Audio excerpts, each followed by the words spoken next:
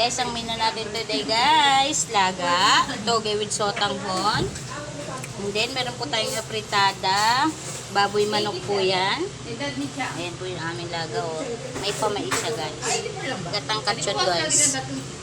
Ang aming chicken, yan na lang guys. Konti na lang po.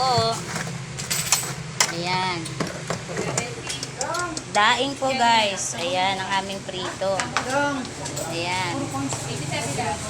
Ito po yung aming fruits. Saging lang po. Ayan. Ayan po ulit ang ating menu for today guys. Kaya check out na kayo guys. Ayan. Ito po minakain. Yan yung operasyon, hindi ka mawawala na. Bye-bye po. Dito mabibigyan kayo.